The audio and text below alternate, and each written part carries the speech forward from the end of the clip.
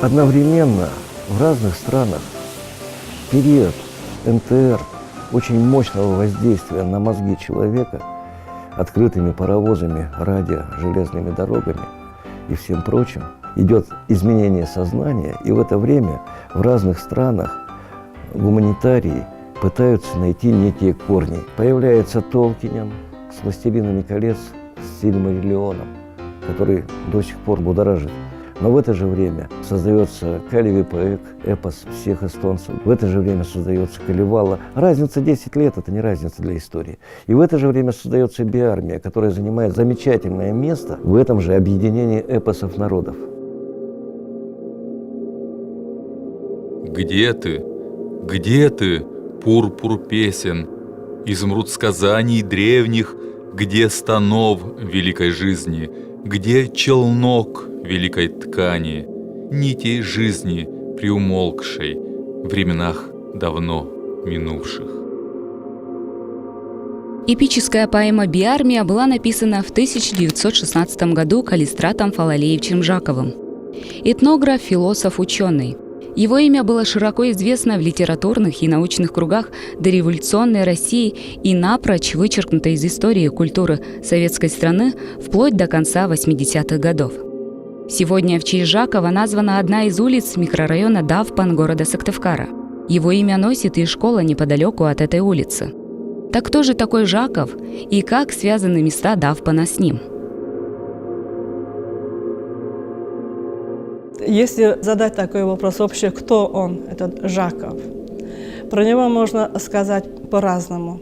Вот при его жизни все говорили, что это вот друг, товарищ, учитель, на которого можно опереться в любое время. Он путеводная звезда своих студентов, своих учеников, талант.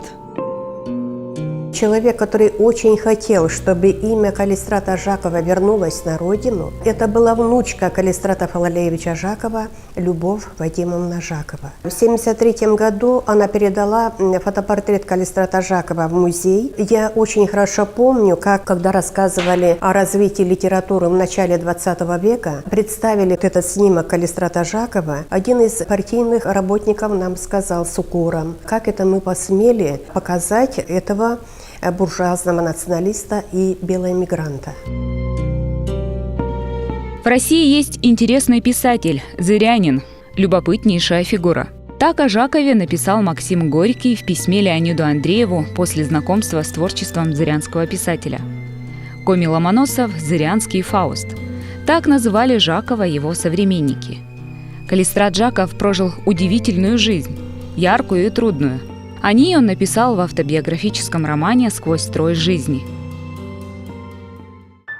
В 1886 году, 18 сентября, в деревне Давпан села Вильчусть, в 3 верстах от города Усть-Сысольска, ночью жена резчика Фалалея Устинья родила ему 11-го ребенка, который оказался последним. Этим ребенком был я. Его назвали Калистратом вопреки желанию родителей. Мать просила, чтобы назвали его Иваном там, или Василием, а священник, местный поп Илья, сказал, я назову его или Экзокостудианом, или Феофилактом, или Касьяном, но я хочу назвать его Калистратом. Вот, чем мудрее святое имя, тем мудрее будет человек.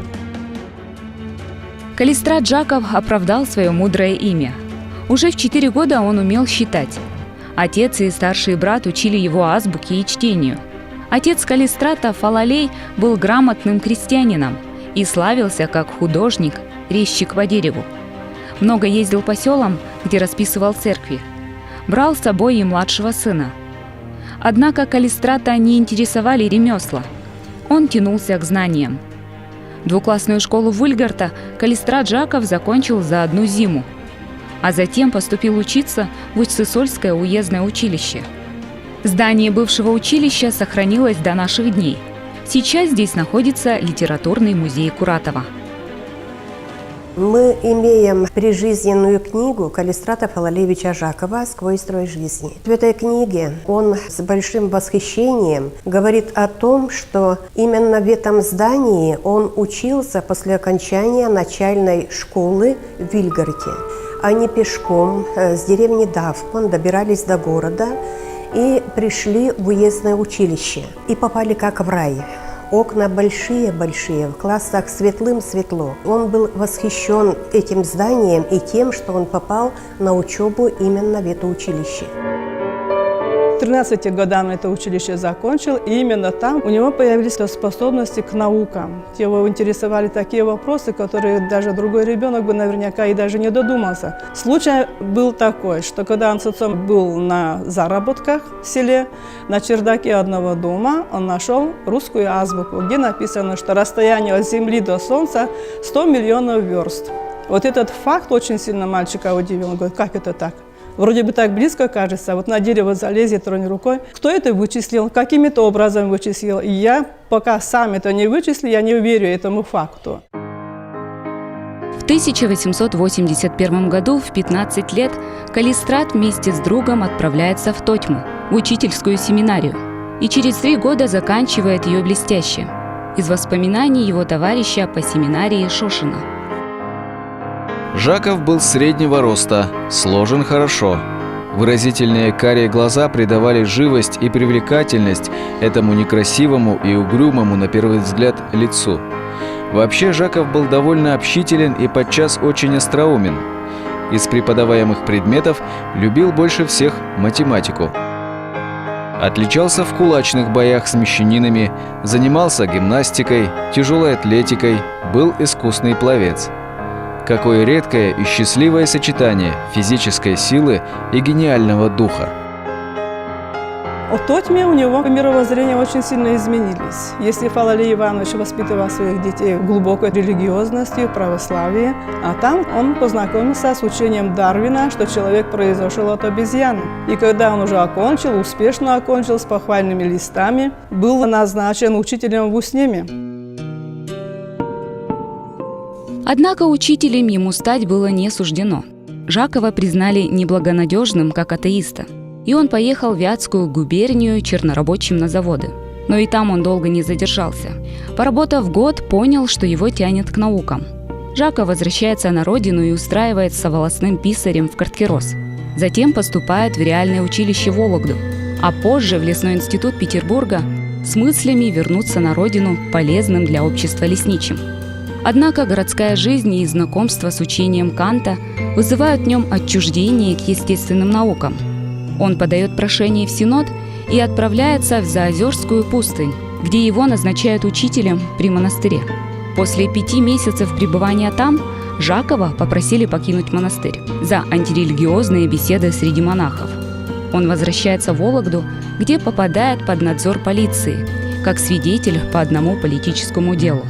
Жаков должен был 6 лет без выезда прожить в Вологде. За это время он учит математику и астрономию, много читает и изучает языки. В 1895 году он выдерживает все экзамены Вологодской классической гимназии и получает аттестат зрелости. Здесь же Жаков знакомится с первой своей супругой, Анной Шепелевой. Из этого надзора он вышел очень легко и просто, через некоторое время. У губернатора сын никак не мог закончить училище. У него все время были двойки по математике. И за очень короткое время Жаков этого сына подготовил к экзаменам. Тот удачно все сдал и решили надзор него снять. Тогда уже Жакову было 30 лет. И только в 30 лет ему разрешили поступить в университет. Сначала в Киевский, 3 года он там проучился. О киевском периоде жизни Жакова мало что известно. Здесь он знакомится с карело-финским эпосом «Калевала», читает зарубежных классиков. За сочинение о Пушкине получает стипендию имени Кирилла и Мефодия и сам начинает писать. После 3-го курса Киевского университета Жаков переходит на словесное отделение Петербургского университета с намерением посвятить жизнь любимому Северу в качестве собирателя старинных сказаний. В университете Жаков начинает научную деятельность, ездит на сборы этнографического материала среди коммизырян. После окончания университета его оставляют на кафедре русского языка преподавателем. В течение 10 лет после окончания университета он работал и в высших учебных заведениях, и в средних, и даже в гимназиях. Он работал как преподаватель. Преподавал и логику, и эстетику, и ораторское искусство, и математику, и астрономию, очень-очень многие науки. То есть у него образование было достаточно высокое по тем временам, даже сравнивать его совершенно не с кем, наверное, потому что он очень много искал в разных направлениях, и он не просто по верхам это все изучал, а очень глубинно. После смерти первой супруги Анны Шепелевой на черняевских курсах, где Жаков преподавал русский язык и логику, он знакомится с Глафирой Николаевской, которая стала ему женой. Жакову было трудно еще в каком плане? На него всегда смотрели косо, как на инородца, который вроде бы не имеет права сказать умнее и лучше, чем те, которые общепризнаны. И в литературе, и в философии, и в педагогике. А Жаков как раз из тех людей, у которых всегда есть свое мнение. Даже жена Жакова, Глафира Никоноровна, она была учительницей русского языка на черняевских курсах. Ей даже пришлось заступиться за своего мужа. Написала письмо Горькому, что он не поклонялся никогда сильным мира сего. Он знал свое дело, он работал честно, он писал открыто. Даже фраза у Жакова, что величие характера состоит не в том, чтобы быть победителем, а в том, чтобы не быть побежденным. То все-таки на него всегда смотрели, как на библейского Иова. Отличался Жаков и манерой оригинально одеваться. Свой костюм он придумал сам.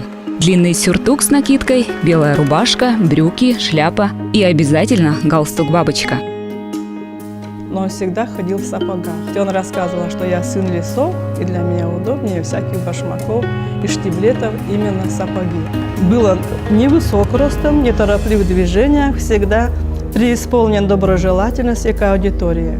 У него были темно-русые волосы, которые спускались почти до плеч, и всегда бледное лицо, которое освещали небольшие, глубоко посаженные, очень умные, с хитринкой глаза. В 1908 году известный психиатр, академик Владимир Бехтерев пригласил Жакова в основанный им психоневрологический институт на должность приват-доцента логики. Через 3 года Жаков получил звание профессора. Уникальный для России новый институт стал популярным среди студентов.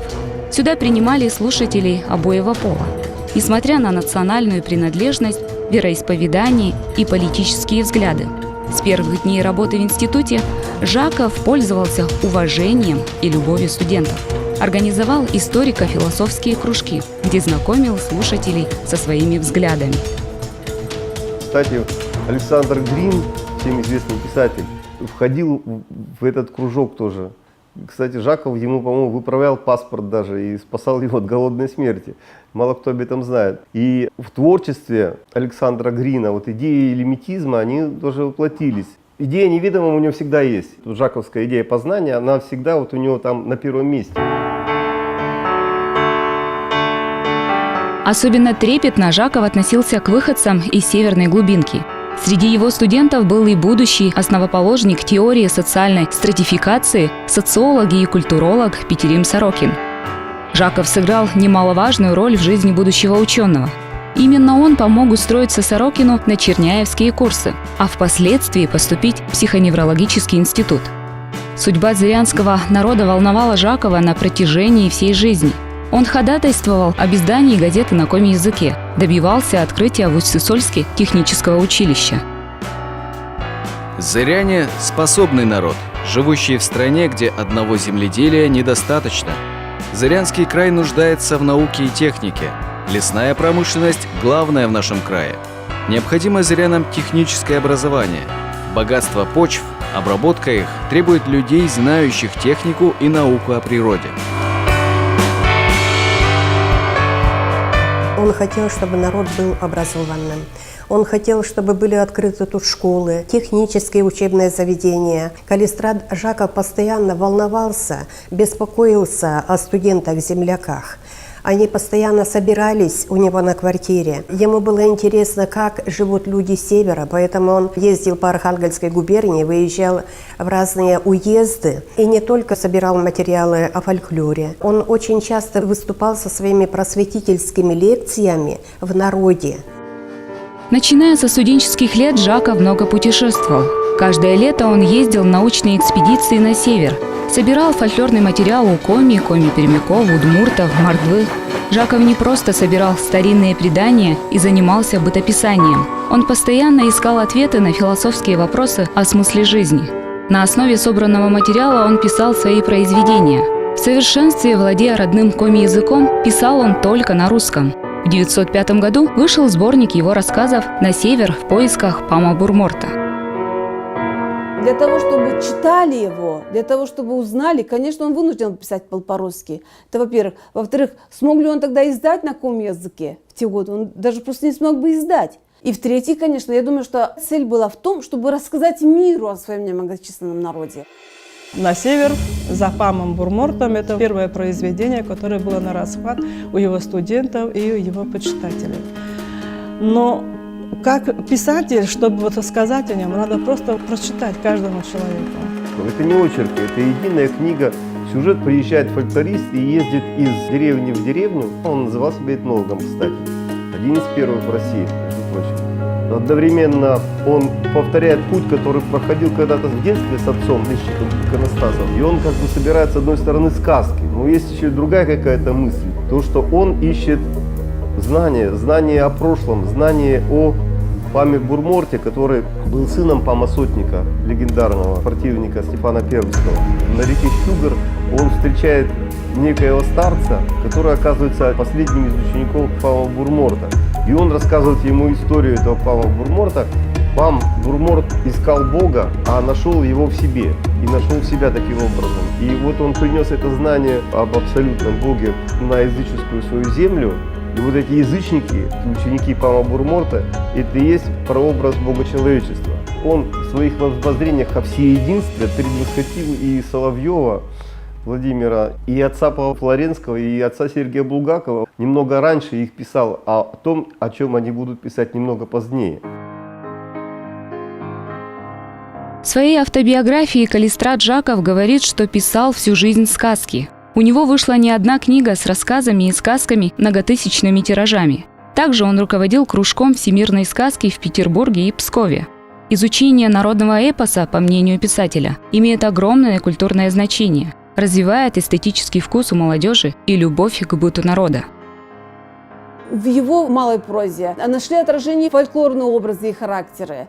Он пытался и показать, изобразить, воссоздать фольклор своего народа как одну из форм культуры.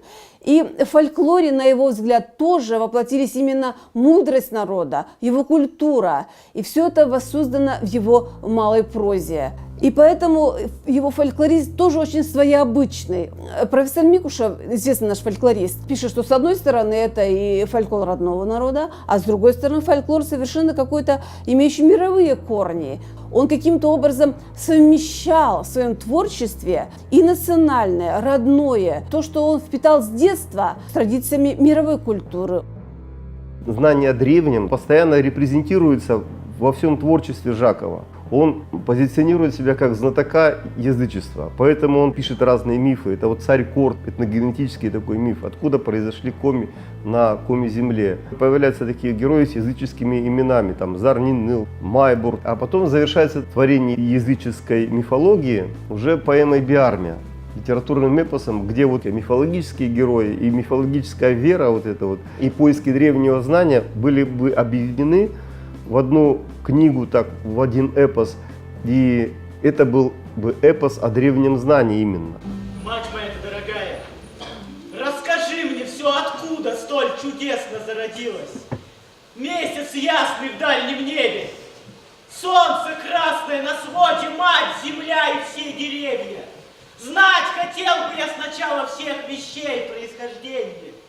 Как живут все боги наши, боги ближние на пармах, и в лесах прозрачно-цветных, на горах седовершинных.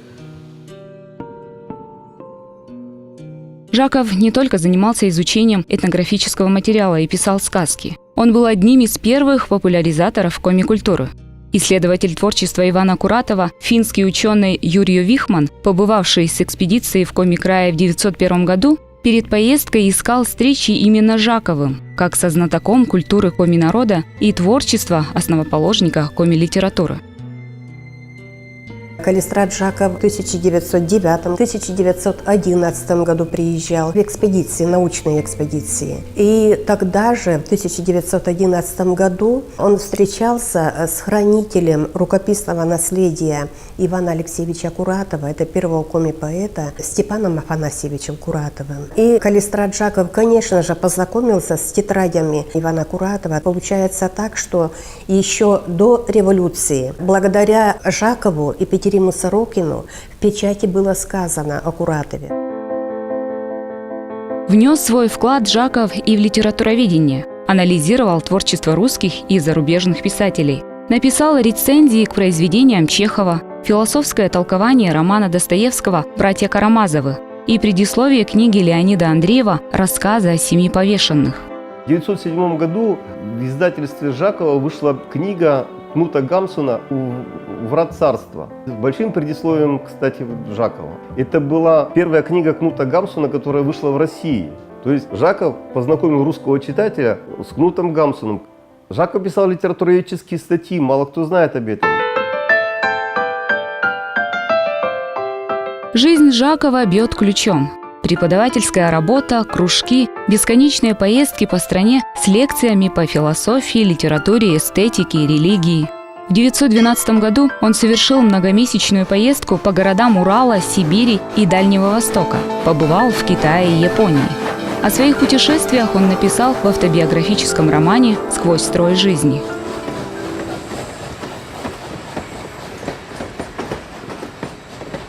«Сквозь строй жизни» – автобиографический роман. В нем он повествует о своем жизненном пути. Но, конечно, такой крупный писатель не может ограничиться только лишь мемуарным материалом. Воссоздавая свой жизненный путь, он осмысливает судьбу представителей немногочисленных народов, которые поднялись к высотам мировой культуры. Его постоянно мучает вопрос, имел ли он право оставить родовое ремесло, крестьянский труд, родные леса, уйти и заняться философией, литературой. Его отношение довольно противоречивое к этой проблеме. Культура его притягивает, но в то же время и отталкивает. Он постоянно размышляет, он анализирует. Его мучает, как он сам пишет, червь любознательности.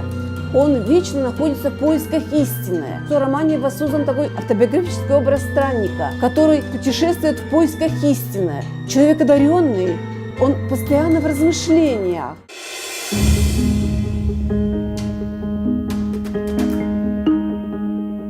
Впервые обратил внимание на произведение Жакова «Сквозь строй жизни» Максим Горький. Он в письме Андрееву написал, что нашел интересного писателя, зырянин по национальности, любопытнейшая фигура. Во втором письме Амфитеатру он тоже написал, что до жути интересное произведение, то есть он не был равнодушным. У них личные встречи тоже были. Жаков даже посылал посылки Горькому. Повесть про Пама Бурмурта он отправил и в «Хвойных лесах». Горький тоже очень высоко оценил, что это вот очень интересное произведение, что зырянин. Он все время подчеркивал, что писатель зырянин и имеет вот что-то вот свое, оригинальное вот произведение, какие-то у него свои взгляды на жизнь. В 1914 году Жаков посещает Максима Горького на даче в Мустамяке и дарит ему второй и третий том повести «Сквозь строй жизни» с надписью «Дорогому писателю Гараморт». Гараморт как расшифровывается с коми-языка. Тут разные были предположения высказаны, да, что это вот гаровный крутится, гар, веретено. Гаровный – это помнить. Он одновременно присутствует и в прошлом, и в настоящем, и в будущем. Он такой человек просто, спаситель. Поэтому он знает, что было в прошлом. Он знает, что будет в будущем богочеловечества, но он живет пока в настоящем. Вот он, Гараморт, такой вот. Свое мнение по поводу повести «Сквозь строй жизни» Горький высказал писателю Александру Тихонову. «Это, батенька, тоже глубоко интересно, до жути. Между Жаковым и Горьким завязалась дружба. Жаков приглашал пролетарского писателя на литературные мероприятия в психоневрологический институт, где он в это время преподавал.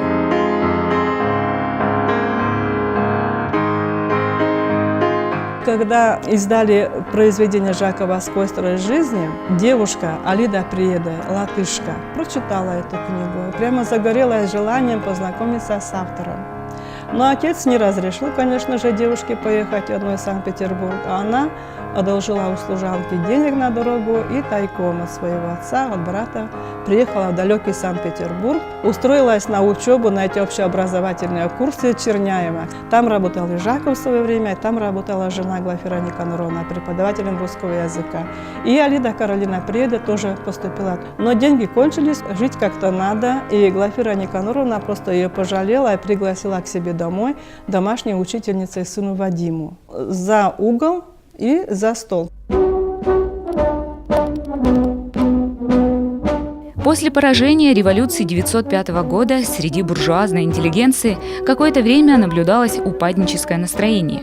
Однако уже к 1912-му в обществе началось оживление нового революционного подъема. Не обошло это и стороной Жакова. На квартире его семьи собирались революционно настроенные студенты. Здесь же хранилась нелегальная литература. Все свои доходы от лекций Жаков жертвовал в пользу полицильных. Незадолго до февральской буржуазной революции были закрыты черняевские курсы, затем и психоневрологический институт. К тому времени брак с Глафирой Никаноровной распался. 2 детей, сын Вадим и дочь Евгения, остались женой. Жаков же создал новую семью с латышкой Алидой Приеда. К этому времени у Жакова появились большие проблемы со здоровьем. Он же поднимал гири, надорвался где-то, у него началась болезнь желудка. Долго он не лечился, конечно же, и Алида Каролина предложила поехать в Прибалтику на лечение. Эти события происходили в 1917 году, в конце зимы. Они только уехали через несколько дней, февральская революция в России. А у Алиды Каролины семья, не дочь, которая убежала в свое время, ни его спутника, пожилого бородатого Жакова, в дом даже не приняли. Но они остались как бы на улице. Покинуть Россию Калистрат Жаков намеревался временно, поправить здоровье, переждать бурные революционные события и вернуться в Петербург. Однако судьба распорядилась иначе.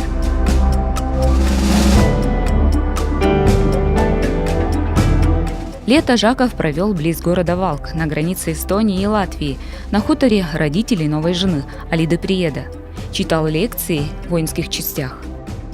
Дочери Алиды Каролины утверждают, что Жаков развелся с Глафирой Никаноровной и был венчан уже с Каролиной Приеда. Но этого быть не может, потому что он же не возвращался для того, чтобы расторгнуть брак через церковь. Но они жили как муж и жена. Они так и себя считали, и родились 2 дочки, одна Райда, другая Елена.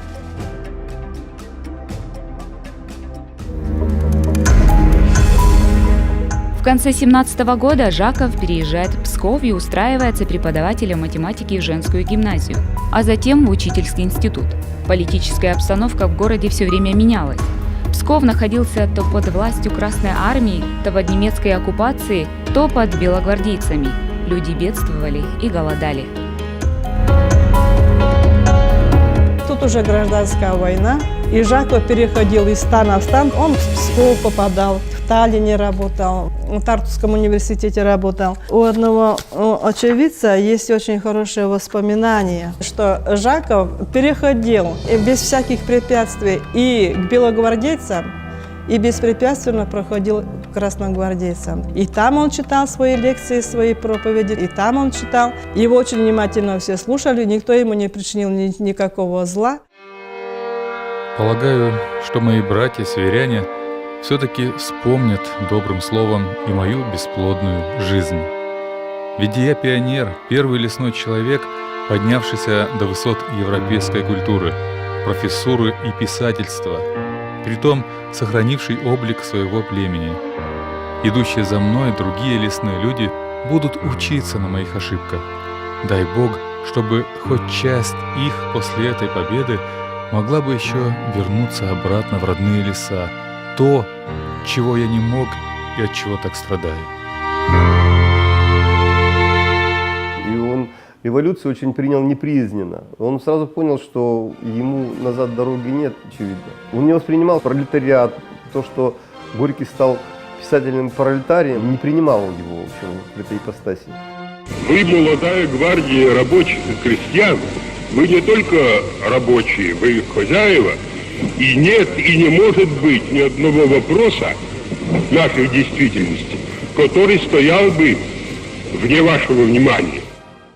Потом вот это вот известное его письмо Ленину, это тоже дало повод его включить в число невозвращенцев. Хотя он стремился на родину. Есть информация о том, что он писал в 25-26 годах, что его приняли профессором куда-то там, какие-то институты, но вряд ли Жаков смог бы жить в Советской России. Слишком он уж был не советский человек. Он написал открытое письмо Владимиру Ильичу Ленину оттуда, с Прибалтики. К чему призывал Ленина? Покаяться перед народом. Ты материалист, а материалисты должны пока сильно убивать, потому что они считают весь мир машиной, а человек маленькая машина в этой большой машине. Когда сломается механизм, сломается эта машина. Он говорит, пока ты сейчас можешь убивать, ты силен. Наступит такое время, когда тебя самого уничтожат. Когда ты сам не сможешь убивать, убьют тебя. Вот. И покайся, пока не поздно. Естественно, после такого письма ему въезд в Россию был запрещен полностью. Вскоре Жаков уехал в Эстонию, город Юрьев, в надежде получить место в Эстонском университете. Его назначили лектором зырянского языка. Слушателей курса было немного, и Жаков просил разрешения читать платные лекции по философии. Разрешение было дано, но ненадолго. Тогда профессор начал читать свои лекции бесплатно, но и вскоре их запретили, под предлогом того, что во время лекций Жаков пропагандировал лимитизм.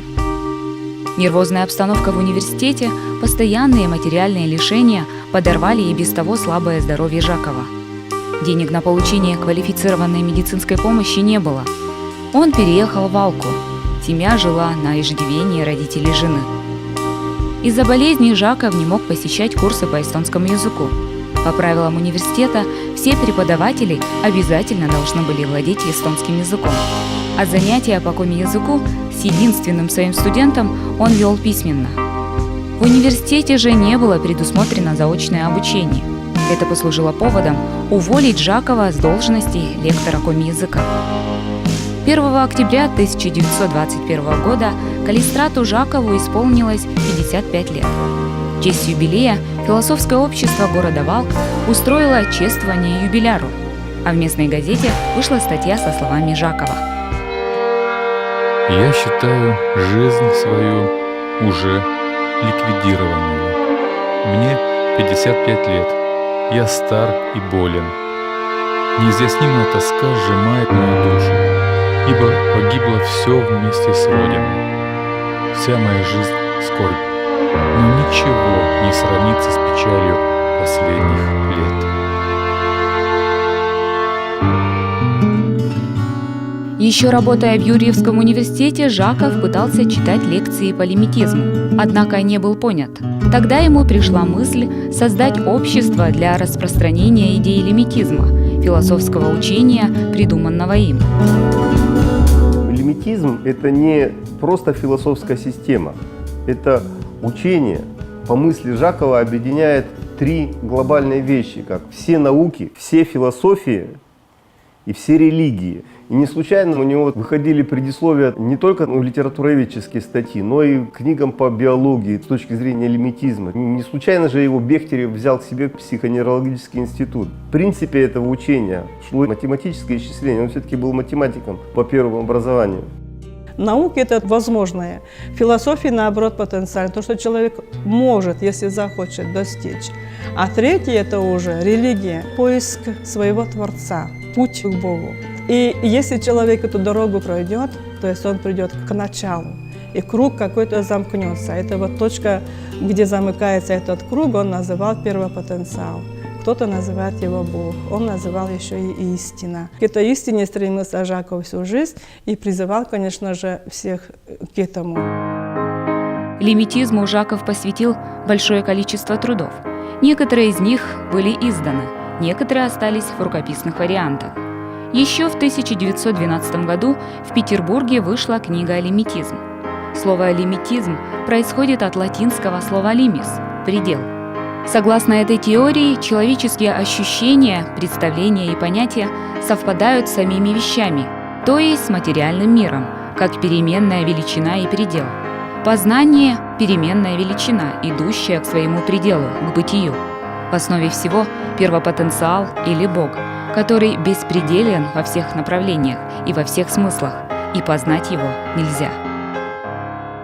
Он считал, что религии эволюционируют. В лимитизме у него есть 16 ступеней религий. На самом нижнем этапе это анимизм, фетишизм, а там верхний это брахманизм, христианство. И самое высшее это познание Бога с помощью знания веры и добродетели. Это лимитизм, когда на последней стадии люди находят Бога и сливаются с Ним в едином Бога-человечестве. Это конечная фаза эволюции человека. Это не философская система в таком виде, как у Канта или еще у кого-то из философов. Это учение, лимитизм – это религия, которая по мысли Жакова спасет мир, спасет человечество. Он ставил себя в ряд спасителей мира тоже. Есть Будда, есть Кришна, есть Иисус Христос, а есть Гараморт. Вот в лимитизме, в этой книге, он ведет свое повествование от имени Гараморта, как вот свой строй жизни. Произведения его героев ведут нас именно по такому пути, к познанию Творца своего. И он создал 18 правил жизни по лимитизму. И мне кажется, они очень актуальны и до сих пор для всех. Образование никогда не бывает лишним ни для кого, ни в какое время. Ежечасно думай о смерти, но живи так, как будто ты собираешься прожить 300 лет. То есть делай добрые дела. В конце 20 года в Латвии было создано Общество лимитивной философии. Председателем его был выбран ученик Калистрата Жакова Эмиль Гросвальд. В это же время другой его бывший студент Эрнст Баран организует Академию философии лимитизма. Две организации не только конкурируют между собой, но и враждуют. Жаков же после неудачных попыток найти работу в Рижском университете возвращается в город Валк. Единственным источником его существования остается чтение лекций. Брак с Алидой Приеда к этому времени распадается. Жаков оставляет жену с 2 дочерями, Райдой и Еленой. Живет на чердаке, перебивая случайными заработками. В конце 21 года он переезжает жить в Ригу и читает публичные лекции по лимитизму. В Риге у него был ученик Эрнст Баран, который, по сведениям некоторых источников, охотился за трудами Жакова. Может быть, хотел присвоить, а может быть, не знаю, какую цель преследовал, но он помог создать там общество лимитистов. Эрнст Баран уговорил своего учителя переехать за город. Жаков почти полгода жил на хуторе отца Эрнста Барана, писал статьи, лекции. Часть его работ была опубликована, но гонорара автор так и не получил. В ноябре ученики Жакова тайно от Барана вывезли его в Ригу и сняли для него комнату. Здесь он познакомился с хозяйкой квартиры, секретарем общества лимитистов Марией Заринь, которая стала ему 4-й женой. Жаков по-прежнему читал лекции по лимитизму. Не прекращал он в Прибалтике заниматься и исследовательскими работами. Написал грамматику комязыка, методологию наук, зырянскую мифологию. Некоторые его работы утеряны. О них до сих пор ничего не известно. Здесь же, в Риге, в 1924 году выходит в свет его поэма «Биармия» в переводе Яна Райниса на латышский язык. Поэму Калистрат Жаков написал еще в 1916 году в Петербурге. Однако в связи с начавшимися волнениями в стране она так и не была издана. Когда Горький спросил у него, поэма-то народная или авторская, Жаков ответил, а слово полку Игореве это народная поэма или вообще-то авторская. И, как он пишет, писатель-пролетарий не смог ничего ответить. Но на самом деле для Жакова все было понятно. «Биармия» это, конечно, народное произведение, хотя и есть элемент авторства Жакова, но он составил тот северный эпос, он его реконструировал. И фольклорные факты он синтезировал, объединил и сделал в виде поэмы. Другой вопрос, какая страна там воссоздается, какое прошлое воссоздается. Просто. Конечно, это идея золотого века коми-народа и армия. Нельзя сказать, что там только коми-материалы. Там его знания о мифологии, знания фольклора других народов. Размер он взял колевальский, потому что он как бы считался более народным, что ли.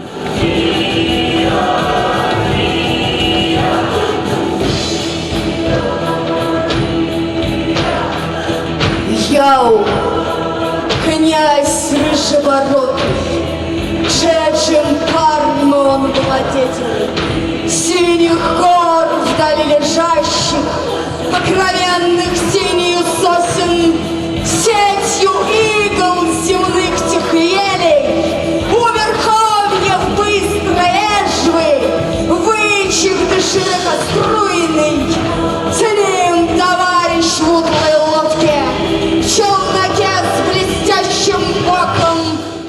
Рукопись самой поэмы «Биармия» сейчас находится в литературном музее Ивана Куратова в Сыктывкаре. Ее привез ученый и лингвист Василий Лыткин в 1928 году из Латвии. На русском языке «Биармия» вышла только в 1993 году. Но воспринимать биармию как историческое наследие нельзя. Это литературный эпос, это миф. Чем замечателен как ученый и как писатель Жаков. В тот момент, когда может все потеряться, развалиться, а он неоднократно, профессор с Питера, приезжает в родные края и занимается сбором, он не фантазирует, не придумывает, он просто моделирует те участки, которые выпали из собранного материала, он их додумывает. Но перед этим ведь появились его сказки, Бурморта, те сказки, о которых Блок сказал, что есть удивительный зырянин со своими замечательными сказками, где дух народа присутствует. Александр Блок в литературе человек с жестким авторитетом и с очень жесткими оценками. Находясь в эмиграции, Жаков не раз получал приглашение вернуться на родину. Наконец, он и сам обратился с официальной просьбой организовать в Пермском университете кафедру языков народов Севера.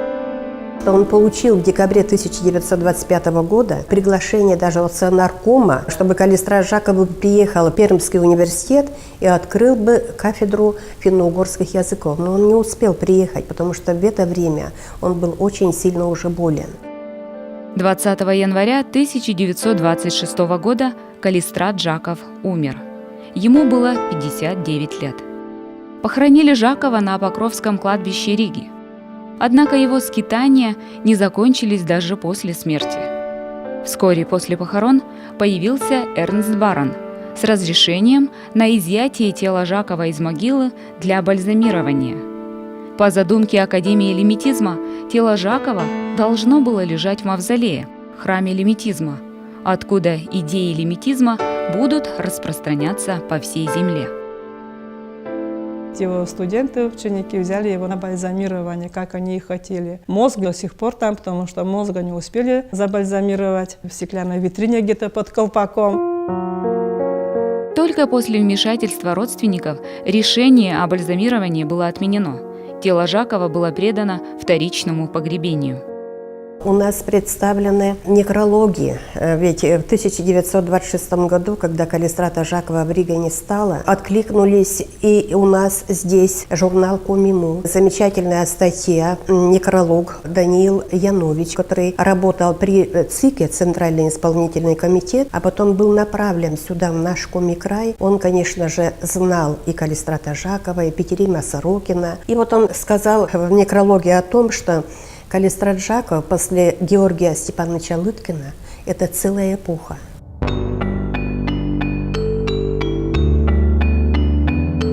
Начиная с 80-х годов, ученые и журналисты делали попытки вернуть наследие Жакова на родину.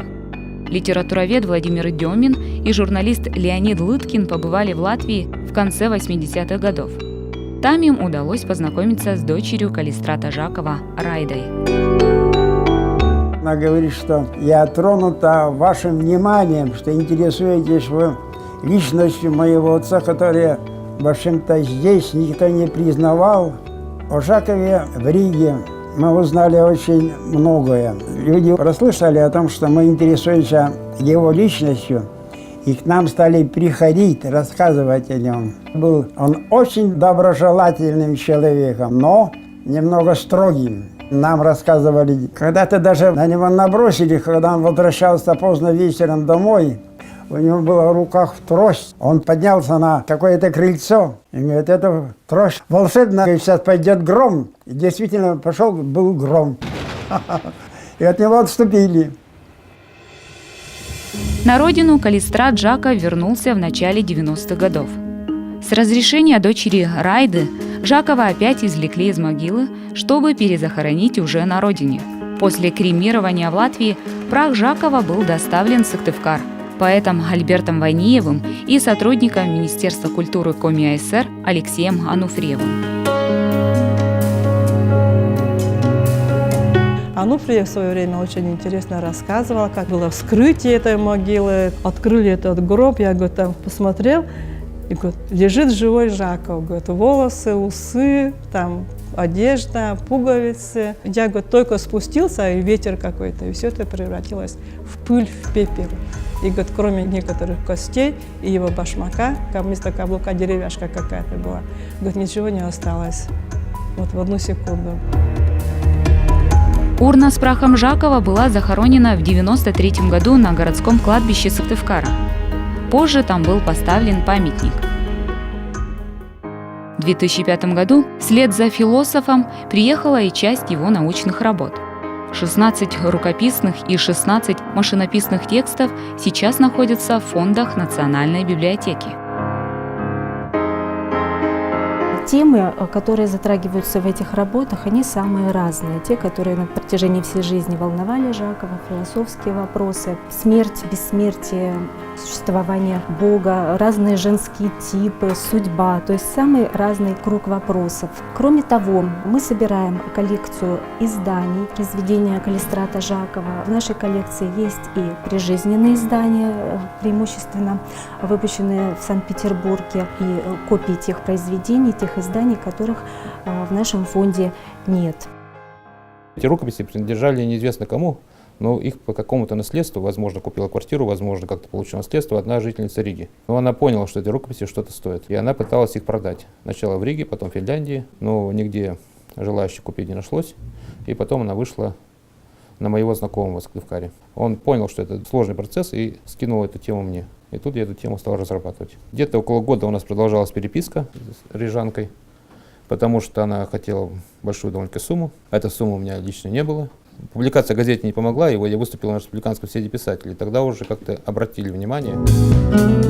Спонсоры для поездки в Ригу за рукописями все же нашлись. Журналист Артур Артеев вспоминает об этой поездке как о приключении.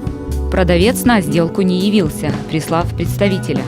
Но все же рукописи удалось заполучить и привезти в Коми. Вот это интересные заметки на полях. Вот. Эта лекция, как и прочие, есть собственность ангела, хранителя моего, Марии Яковлевны Зарань. И подпись Калистрат Жаков, 24 год. Последняя его жена, с которой он жил. Это было за 2 года до его смерти подписано. И вот он так эти рукописи свои помечал. Потому что шла борьба за рукописи, и чтобы, видимо, как-то поддержать ее потом, после смерти, он так отмечал эти рукописи. Все хотели получить его этот архив, и как-то на этом, видимо, сделал деньги на издание. И поэтому некоторые вот эти рукописи у меня так отмечены. В конце жизни Жаков написал Эмилю Гросвальду, одному из своих учеников: «Друг мой, я происхожу из мифологической среды одаренных зырян. Сейчас о Жакове можно сказать больше. Сын коми-крестьянина, трудом и талантом пробивший путь в большую науку. Зырянский Фауст, Коми Ломоносов – отец зырянской интеллигенции. Калистрат Фалалеевич Жаков вошел в историю как основатель оригинального философского учения и самобытный писатель. Только за последние годы жизни в Латвии он написал более 300 работ. Наследие Жакова не изучено до конца. По сей день в Латвии находят труды философа в архивах его учеников. Каким еще представится читателю Калистрат Жаков? Мое имя Калистрат, что значит «добрый воин», и я поэтому до смерти пробуду на своем посту и не покину его. Мое назначение — работать. и я до кончания жизни своей останусь верным призыву Бога».